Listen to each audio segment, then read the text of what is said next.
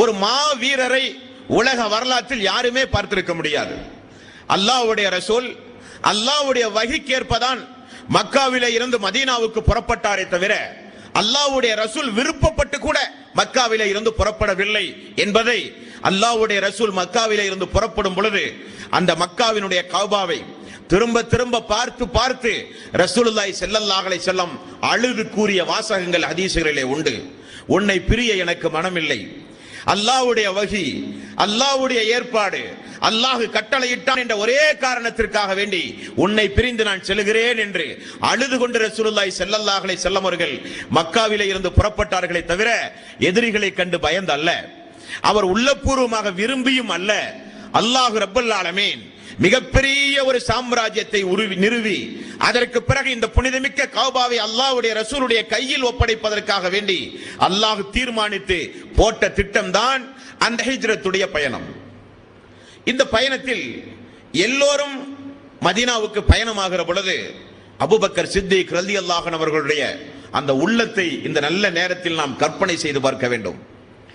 ரசூலுல்லாஹி ஸல்லல்லாஹு அலைஹி வஸல்லம் இடத்திலே ஓடி வந்தார்கள். யா ரசூலல்லாஹ், நீங்கள் எப்பொழுது போகிறீர்களோ அப்பொழுது நான் கூட வருகிறேன், என்னை தனியாக நீங்கள் அனுப்பாதீர்கள், உங்களோடு நான் இருக்க வேண்டும் யா ரசூலல்லாஹ் என்றார்கள். அப்படியா? அல்லாஹ்வுடைய ஏற்பாடு, அல்லாஹ்வுடைய வஹி வரும் வரை நாம் பொறுத்திருக்க வேண்டும் என்று ரசூலுல்லாஹி ஸல்லல்லாஹு அலைஹி வஸல்லம் பொறுத்திருந்தார்கள்.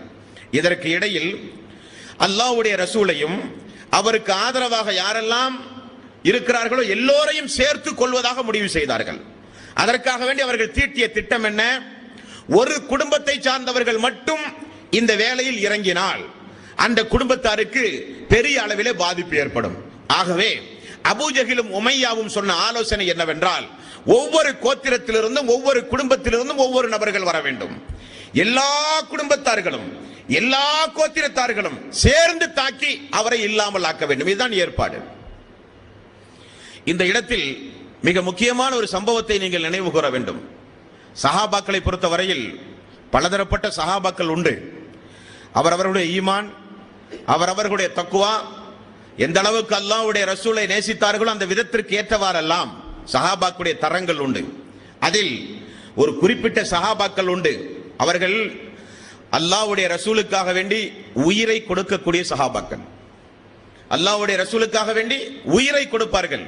அது எந்த நேரம் அல்லாஹ்வுடைய ரசூல் கூப்பிட்டாலும் உடனடியாக வந்து நிற்பார்கள். ஏன், எதற்கு, எங்கே, எப்படி என்றெல்லாம் கேட்க மாட்டார்கள். அதில் ஒரு சம்பவம் இந்த சம்பவத்தில் இடம்பெறுகிறது. ரசூலுல்லாஹி ஸல்லல்லாஹு அலைஹி வஸல்லம் ஒரு நாள் அபூபக்கர் சித்திக் ரலியல்லாஹு அன்ஹு அவர்கள் எதிர்பார்த்துக் கொண்டிருக்கிறார்கள். ஹிஜ்ரத் பயணத்திற்காக எல்லோரும் போய்விட்டார்கள். 15 நாள் பயணம் சென்று மதீனாவுக்கு சென்றடைந்து விட்டார்கள். அல்லாஹ்வுடைய ரசூலும் தானும் செல்வதற்காக வேண்டி 2 ஒட்டகத்தை கண்ணுங்கருத்துமாக உணவு கொடுத்து நல்ல கொழுக்க செய்து பாதுகாப்பு வளர்த்தி கொண்டிருந்தார்கள். ஒரு நாள் பகல் நேரம், கடுமையான தீ, வெயில் அடிக்கக்கூடிய நேரம், அன்றைக்கெல்லாம் அல்லாஹ்வுடைய ரசூல் வெளியே வராத நேரம். அப்பொழுது தன்னுடைய முகத்தை மூடிக்கொண்டு ரசூலுல்லாஹி ஸல்லல்லாஹு அலைஹி வஸல்லம் அபூபக்கர் சித்திக் அவருடைய வீட்டுக்கு ஓடி வந்தார்கள். அபூபக்கர் அவர்களே, உங்களோடு தனியாக பேச வேண்டும். அல்லாஹ்வுடைய ரசூலை வீட்டில் யாரும் இல்லை, எனது மகள், எனது தந்தை மட்டும்தான் உண்டு, பேசலாம். என்ன விஷயம்? அல்லாஹ்வுடைய வஹி வந்து விட்டது, நாம் ஹிஜ்ரத் பயணம் மேற்கொள்ள வேண்டும். உடனே அபூபக்கர் சித்திக் ரலியல்லாஹு அன்ஹு அவர்கள், யா ரசூலல்லாஹ், நானும் சேர்ந்துதானே, என்னை விட்டு விட்டு போக மாட்டீர்களே, நீங்களும் சேர்ந்துதான் என்று ரசூலுல்லாஹி ஸல்லல்லாஹு அலைஹி வஸல்லம் அவர்கள் சொல்லி அதற்குரிய ஏற்பாடுகளை செய்யுங்கள் என்று கட்டளை பிறப்பித்தார்கள். இரவோடு இரவாக நாம் செல்ல வேண்டும் என்பது உத்தரவு. அல்லாஹ்வுடைய ரசூல் எங்கு படுத்துறங்கி கொண்டிருந்தாரோ அந்த இடத்தில் அலி ரலியல்லாஹு அன்ஹு அவர்களை வளச் சொல்லி ரசூலுல்லாஹி ஸல்லல்லாஹு அலைஹி வஸல்லம் அவர்கள் படுக்க சொல்கிறார். அல்லாஹ்வுடைய ரசூல் இரவோடு இரவாக பயணமானார்கள். அந்த ஹிஜ்ரத் பயணத்தினுடைய அந்த அமைப்பு முறை எப்படி இருந்தது என்றால், ரசூலுல்லாஹி ஸல்லல்லாஹு அலைஹி வஸல்லம் மக்காவிலே இருந்து புறப்பட்டு மதீனா செல்ல வேண்டுமானால் குறைந்தது 15 நாள் ஆகும். ஆனால் அல்லாஹ்வுடைய ரசூல் நேரடியாக மதீனா செல்லாமல் மதீனாவினுடைய நேர் எதிர் திசை பாதையில் இருக்கின்ற தௌர் குகைக்கு ரசூலுல்லாஹி ஸல்லல்லாஹு அலைஹி வஸல்லம் அபூபக்கர் சித்திக் அவர்களோடு சென்று விடுகிறார். குறைஷிகள் எல்லாம் சேர்ந்து அல்லாஹ்வுடைய ரசூலை கொல்வதற்காக வேண்டி வீட்டை முற்றுகையிட்டு கதவை தட்டுகிறார்கள். கதவை உடைத்து உள்ளே பார்த்தால் படுத்துக் கொண்டிருக்கிறார். கொல்ல முயற்சி செய்கிற பொழுது பார்த்தால் அலி ரலியல்லாஹு அன்ஹு அவர்கள். நிலைமையை பாருங்கள். அடிக்கிறார்கள், உதைக்கிறார்கள். எங்கே என்று கேட்கிறார்கள். அவர் சொல்ல மறுக்கிறார். கொண்டு போய் காபாவிலே கொண்டு போய் கட்டுகிறார்கள். 1, 2, 3 நாட்கள். எப்படியும் இவர் அபூபக்கருடைய வீட்டில் தான் இருக்க வேண்டும், அவர்தான் அவருடைய உற்ற நண்பர் என்று சொல்லி எல்லா கூட்டமும் அபூபக்கர் சித்திக்குடைய வீட்டுக்கு வருகிறது. வீட்டிலே கண் தெரியாத ஒருவர், அவருடைய மகள் அஸ்மா ரலியல்லாஹு அன்ஹா அவர்கள். எங்கே உம்முடைய தந்தை? தெரியாது. அந்த அஸ்மா ரலியல்லாஹு அன்ஹா அவர்கள் பெண் என்று கூட பாராமல் அடிக்கிறான் அபூ ஜஹல், உத்பா, ஷைபா எல்லோரும் ஏசுகிறார்கள். உடனடியாக ஊரடங்கு உத்தரவு பிறப்பித்து எப்படியாகினும் முஹம்மதையும் அவரோடு சேர்ந்திருக்கிற அபூபக்கரையும் கொல்ல வேண்டும். எல்லா குடும்பத்தார்களையும் உடனடியாக கௌபாவுக்கு வர சொன்னார்கள். கௌபாவில் ஒரு அவசர ஆலோசனை கூட்டம் நடத்தினார்கள். அந்த ஆலோசனை கூட்டத்தில் ஒரு நயவஞ்சகத்தனமான ஒரு வாசகத்தை அபூ ஜஹல் பயன்படுத்தினான். என்ன வாசகம்? எல்லோரும் ஆர்வத்தோடு மதீனா செல்லுகிற எல்லா பாதைகளையும் முற்றுகையிட வேண்டும் என்பதற்காக வேண்டி எழுந்து செய்த அறிவிப்பு, அபூபக்கரையோ அல்லது முஹம்மது அவர்களையோ உயிரோடோ அல்லது கொலை செய்து அவருடைய தலையையோ யார் கொண்டு வருகிறார்களோ அவர்களுக்கு 100 ஒட்டகம் பரிசு என்று அறிவித்தான். 100 ஒட்டகம். 100 ஒட்டகம் என்பது அன்றைக்கு மிகப்பெரிய ஒரு செல்வம். எல்லோரும் கண்ணில் விளக்கல்லை ஊற்றாத குறையாக தேட ஆரம்பித்தார்கள். அவர்களுடைய பாங்கு அல்லாஹ்வுடைய ரசூல் அல்லது அபூபக்கர் சித்திக் ரலியல்லாஹு அன்ஹு அவர்கள், யாராவது ஒரு ஆள் நமக்கு எப்படியும் கிடைத்தே ஆக வேண்டும் என்பதற்காக வேண்டி எல்லா வகையிலும் அவர்கள் பாடுபட்டார்கள், எல்லா முயற்சிகளையும் மேற்கொண்டார்கள். இப்படி ரசூலுல்லாஹி ஸல்லல்லாஹு அலைஹி வஸல்லம் தௌர் குகையில் இருந்த ஒரு சம்பவம்.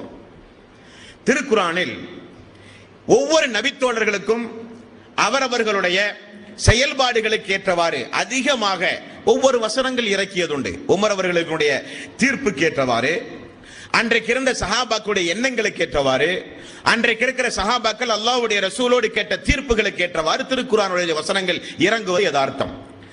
அபூபக்கர் சித்திக் அவர்களுக்கு மட்டும் திருக்குர்ஆனில் 2 வசனம் உண்டு.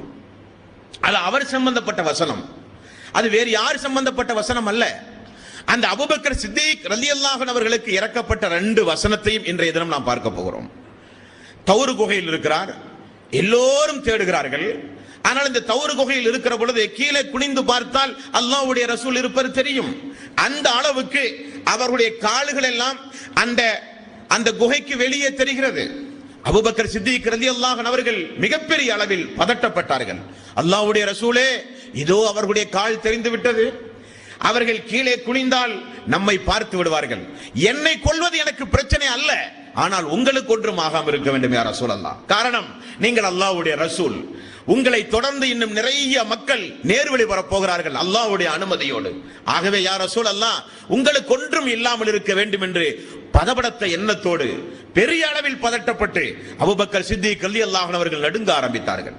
அல்லாஹ்வுடைய ரசூல் சொன்ன ஒரே ஒரு வாசகம் 9வது அத்தியாயம் 40வது வசனம், நம்மோடு ஒருவன் இருக்கிறான் என்பதை நீங்கள் மறந்து விடாதீர்கள்.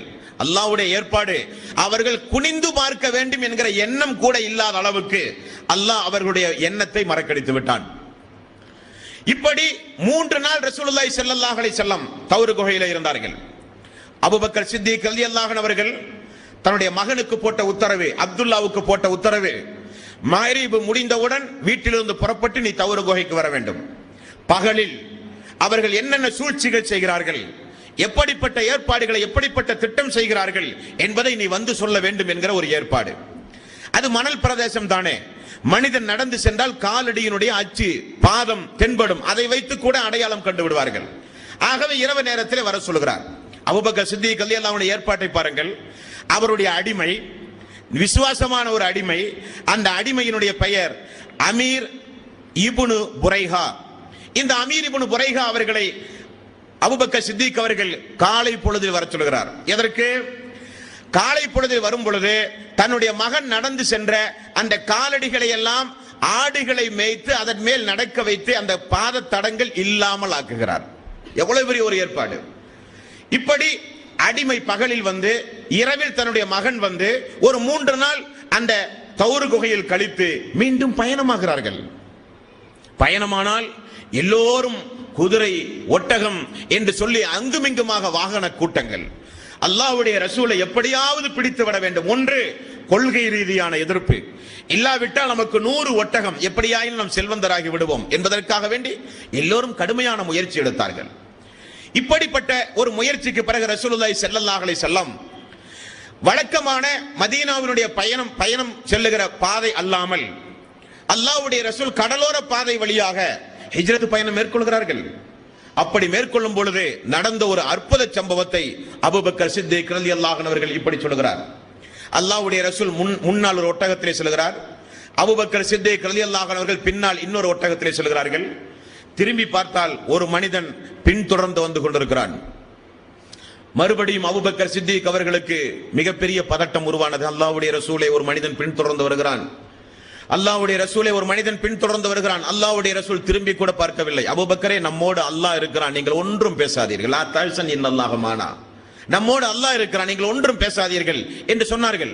இருந்தாலும் அபூபக்கர் அவர்களுக்கு ஒரே பதட்டம். திரும்ப திரும்ப பார்க்கிறார்கள். அவனுடைய பெயர் ஹதீஸிலே இடம்பெறுகிறது. அவனுடைய பெயர் சுராக்கா. இவன் என்ன செய்கிறான்? எப்படியாவது 100 ஒட்டகத்துடைய பரிசை பெற வேண்டும் என்பதற்காக வேண்டி அதிவேக சக்தி படைத்த குதிரையில ஏறி கொஞ்சம் அம்புகளை எல்லாம் எடுத்து அவன் பயணமாகிறான் அல்லாஹ்வுடைய ரசூலை துரத்த. கொஞ்ச தூரம் சென்ற உடனே பாலைவனத்திலே அவனுடைய குதிரை கீழே விழுந்து விடுகிறது. உடனே அவனுக்கு ஒரு தயக்கம்.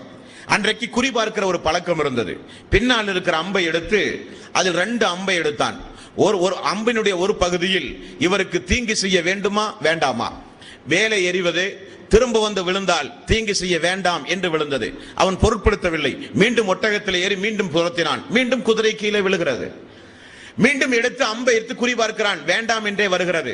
3 முறை வந்தவுடன் இவன் தன்னை சுதாரித்துக் கொண்டு ஓடி போய் ரசூலுல்லாஹி ஸல்லல்லாஹு அலைஹி வஸல்லம் அவர்களை பார்த்து நீங்கள் யார் என்று கேட்கிறார். அல்லாஹ்வுடைய ரசூல் தன்னை பற்றி அவனுக்கு ஒன்றுமே சொல்லவில்லை. உடனே அவன் இந்த குறி 3 முறை வேண்டாம் வேண்டாம் என்று வந்தவுடன் அவனுக்கு உள்ளுள் ஏதோ ஒரு நல்ல எண்ணம், இவர் நல்ல மனிதராகத்தான் நிச்சயமாக இருப்பார், இவர்கள் சொல்வதை போல நிச்சயமாக இவர் இருக்க மாட்டார் என்று சொல்லி தன்னிடத்தில் இருக்கிற எல்லா வகையான உணவுகளையும் கொடுக்கிறார் அபூபக்கருக்கும் அல்லாஹ்வுடைய ரசூலுக்கும். அல்லாஹ்வுடைய ரசூல், உன்னுடைய உணவு வேண்டாம், பார்த்ததை வெளியே சொல்லாதே என்று சொல்லி பயணமாகிறார்கள். இது ஹிஜ்ரத் பயணத்தில் அபூபக்கர் சித்திக் ரலியல்லாஹு அன்ஹு அவர்களும் அவர்களுடைய குடும்பத்தார்களும் அல்லாஹ்வுடைய ரசூலுக்கு இந்த இஸ்லாமிய மார்க்கத்திற்கு செய்த தியாகங்கள் அன்பார்ந்த சகோதரர்களே. இதில் நமக்குரிய படிப்பினை என்ன என்றால், இஸ்லாமிய மார்க்கத்தை பொறுத்தவரையில் அல்லாஹ்வுடைய திருக்குரானிலே ஒரு ஆயத்துண்டு. நீங்கள் வாழக்கூடிய பகுதியில் அநியாயங்கள், அக்கிரமங்கள், நம்முடைய மார்க்கத்தை காப்பாற்ற முடியாத அளவுக்கு சூழ்நிலைகள் மாறும் பொழுது, மாற்று மதத்தவர்கள் இருக்கிறார்கள், அவர்களோடு சேர்ந்து நம்முடைய வாழ்க்கையை நடத்த வேண்டிய சூழ்நிலை, இஸ்லாத்தை எந்த வகையிலும் நம்முடைய சொந்த வாழ்வில் கூட இபாதத்தை பின்பற்ற முடியாத ஒரு சூழ்நிலை, எங்கு பார்த்தாலும் பாவமான காரியம், எங்கு பார்த்தாலும் அநியாயங்கள் என்று வரும் பொழுது ஒரு முஸ்லிமுக்கு அல்லாஹ் போடுகிற கட்டளை, அந்த ஊரில் நீங்கள் வசிக்க கூடாது, நீங்கள் ஹிஜ்ரத் செய்ய வேண்டும். 4வது அத்தியாயம் 97வது வசனம். மலக்குமார்கள் நல்லவர்களுடைய உயிர்களை கைப்பற்ற வரும் பொழுது பல்வேறு வகையான கேள்விகளை கேட்கிறார்கள். அதில் ஒரு கேள்வி இப்படிப்பட்ட ஒரு கேள்வி. என்ன கேள்வி? இன்னல்லதீன தவஃபாஹுமுல் மலாயிகத்து லாலிமி அன்ஃபுஸிஹிம். அநியாயக்கார மனிதனுடைய உயிரை கைப்பற்ற வானவர் வந்து அவரிடத்திலே கேட்பார், காலு ஃபீமா குன்தும், உன்னுடைய நிலை என்ன, நீ எப்படி இருந்தாய் என்று கேட்பார்கள்.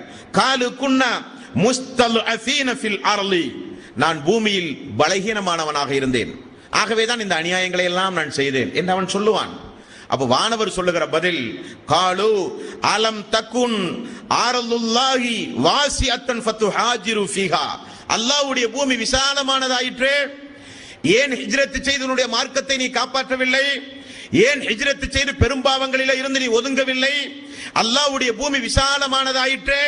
யார் அல்லாஹ்வுடைய மார்க்கத்திற்காக வேண்டி ஹிஜ்ரத் பயணம் மேற்கொள்கிறார்களோ, அவர்கள் எங்கு ஹிஜ்ரத் பயணம் செய்து தங்குகிறார்களோ அந்த இடத்தில் அல்லாஹ் அவர்களுக்கு செழிப்பான வாழ்வை கொடுப்பான் என்றும் அல்லாஹ் திருக்குர்ஆனிலே சொல்கிறான்.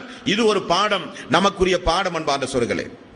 இப்படிப்பட்ட அபூபக்கர் சித்திக் ரலியல்லாஹு அன்ஹு அவர்களை அல்லாஹ்வுடைய ரசூல் சொன்ன நற்செய்தியை பாருங்கள். எப்படிப்பட்ட நற்செய்தி! சுப்ஹானல்லாஹ். அபூபக்கர் சித்திக் ரலியல்லாஹு அன்ஹு அவர்கள் அல்லாஹ்வுடைய ரசூலோடு சொல்ல போனால் ஹதீசுகளை ஆய்வு செய்யும் போது 24 மணி நேரம் கூட இருக்கிற ஒரு நபித்தோழர். அல்லாஹ்வுடைய ரசூல் எது குறித்து ஆலோசனை செய்வதாக இருந்தாலும் முதற் கட்டத்தில் என்னுடைய தோழர் அபூபக்கரை அழையுங்கள், இப்படித்தான் அல்லாஹ்வுடைய ரசூலுடைய வழக்கம். ஒரு நாள் உஹது மலையின் மீது ரசூலுல்லாஹி ஸல்லல்லாஹு அலைஹி வஸல்லம் ஏறி அமர்ந்து கொண்டிருந்த ஒரு சம்பவம்